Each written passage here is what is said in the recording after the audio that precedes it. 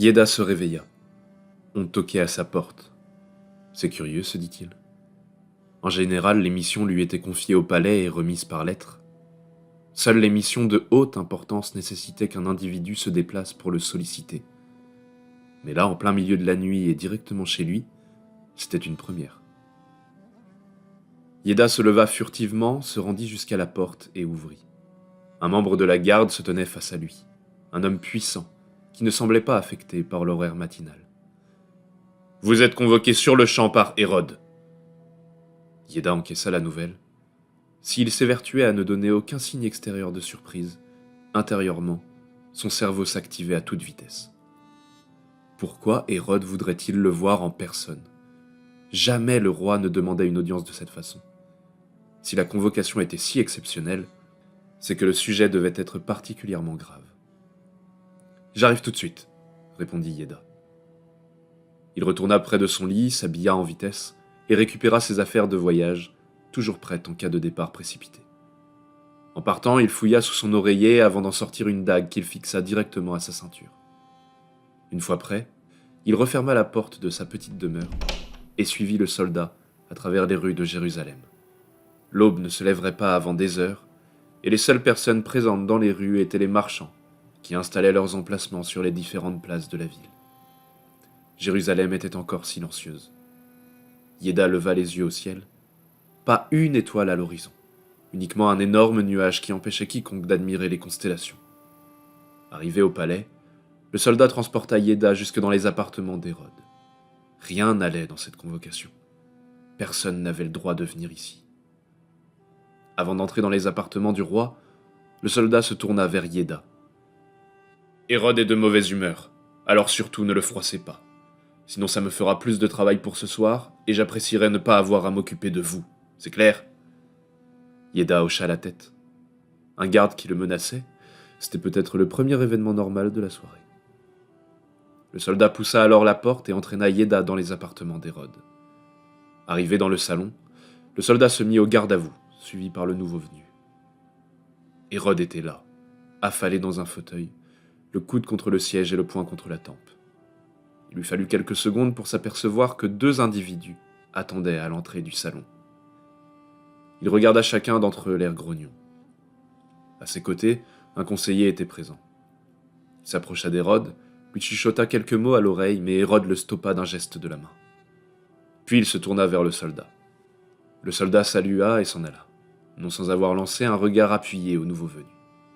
Yéda était prévenu. Si les choses se passaient mal, il en subirait les conséquences. Hérode fit un geste à son conseiller et celui-ci s'empressa de servir chacun en vin. Le conseiller offrit une coupe de vin à Hérode, puis tendit l'autre vers le nouveau. « Navré, mais je ne bois pas. » Le conseiller resta bloqué, les yeux écarquillés, alors qu'Hérode passait rapidement de la surprise à la colère. Yéda ne s'en formalisa pas. « Avec mon métier, je ne peux pas me le permettre. » Après une seconde de silence, Hérode grogna. « Apporte-lui un verre d'eau. » Le conseiller se précipita vers les cuisines pendant que Hérode faisait signe à Yéda de s'asseoir. Bien qu'il aurait préféré rester debout, il avait utilisé sa seule et dernière occasion de dire non à Hérode. Il s'assit donc dans le fauteuil en face du roi. Celui-ci le regarda intensément.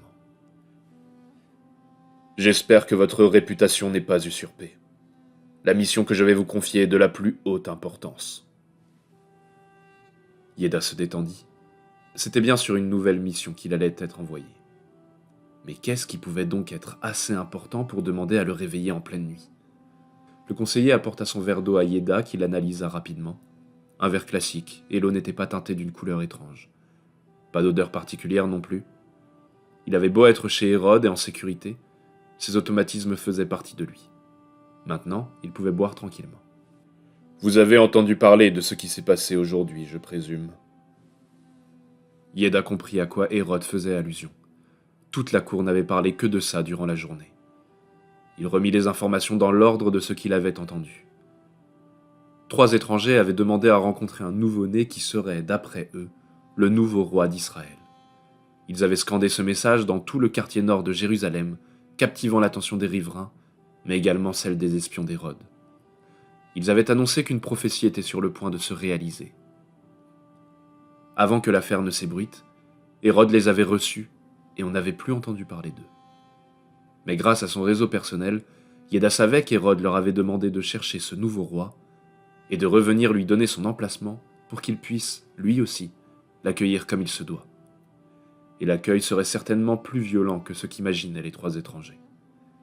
Yéda sortit de ses pensées et hocha la tête. Hérode s'affala dans son fauteuil. Cette nouvelle est une bêtise, un non-événement.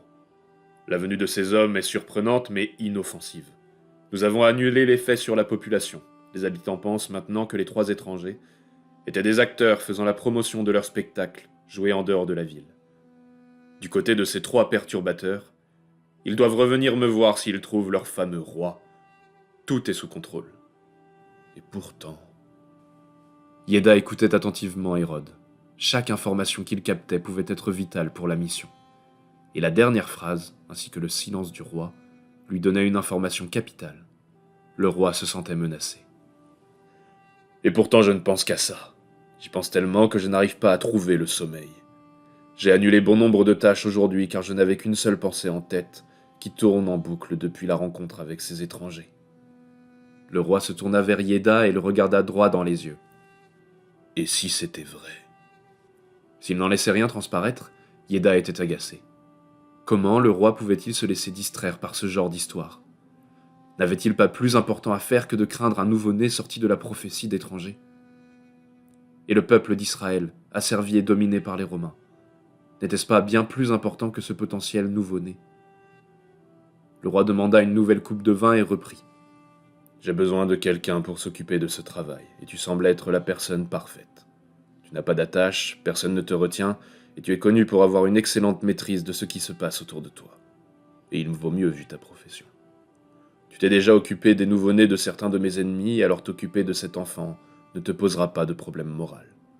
Mais surtout, je saurai me montrer généreux. » Bien qu'il se forçait à ne laisser passer aucune émotion en toutes circonstances, Yéda sourit. Quand Hérode se montrait généreux, tout le monde savait ce que cela signifiait. Une terre, une demeure, des esclaves, une femme, et parfois même une place de choix à la cour.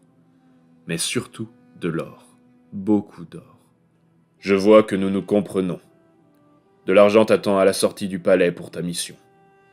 Les étrangers sont guidés par une étoile depuis le début de leur voyage.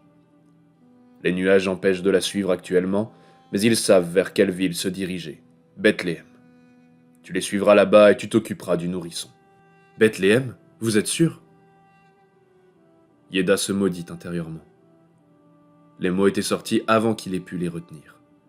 Hérode braquait sur lui un regard contrarié. Cela pose un problème? Non, pas du tout. Tout sera fait comme vous le souhaitez. Un silence emplit la salle. Hérode se détendit. Bien, tu peux t'en aller. Yéda se leva aussitôt et prit le chemin de la sortie.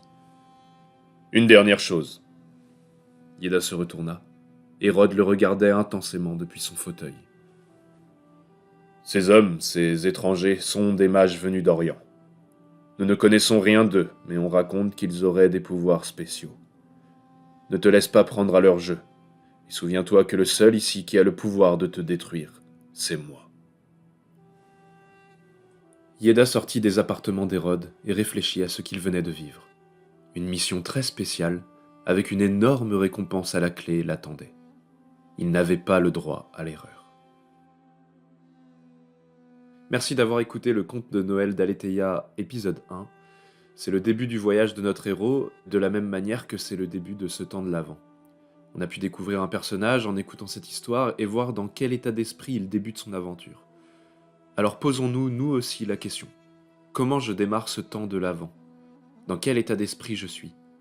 Qu'est-ce que j'embarque avec moi pour ce voyage intérieur qui m'amène à la naissance de Jésus? Soyons francs avec nous-mêmes et remettons tout ce qui nous empêche d'avancer à Dieu pour que nous puissions nous retrouver émerveillés devant ce petit enfant à naître. Si cet épisode vous a plu, n'hésitez pas à liker, à partager et à nous suivre sur nos réseaux. On se retrouve dimanche prochain pour le 2e épisode du conte de Noël d'Aletheia. Bonne entrée dans l'Avent à tous.